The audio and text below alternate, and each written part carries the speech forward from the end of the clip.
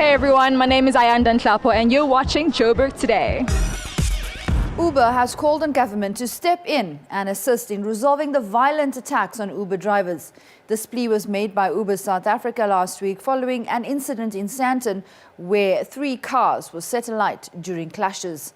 Earlier this year, Uber drivers in Johannesburg went on a strike, calling for management to do more for their safety and security. So besides the ongoing turf war between Uber and metered taxis, Uber drivers have also come under attack by criminals in hijackings. We're aware of the situation in Sandton and can confirm that one of the vehicles is registered to use the Uber app. We are very relieved to hear that the driver was not seriously injured and have reached out to offer our full support. We are doing absolutely everything we can to assist in preventing incidents and provide assistance to driver partners and riders. But unfortunately, we are doing this alone, and it's now time for government and authorities to step in and take a stronger stand to end this violence.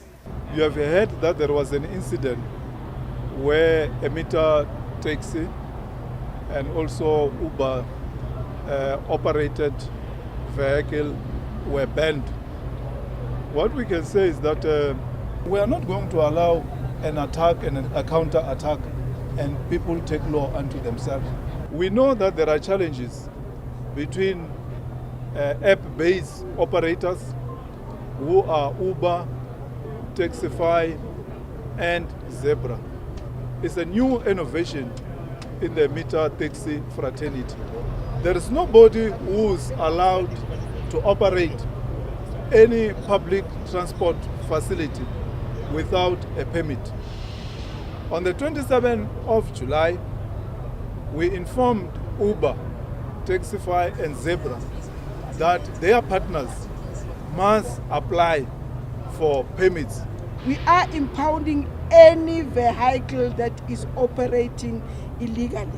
If you don't have the necessary documentation, particularly operator's license, roadworthy certificate, as well as the PDP, we will actually act against that particular individual, but also we impound that vehicle and put it in our pound. So what happened here in Sandton last week is condemned in the strongest terms.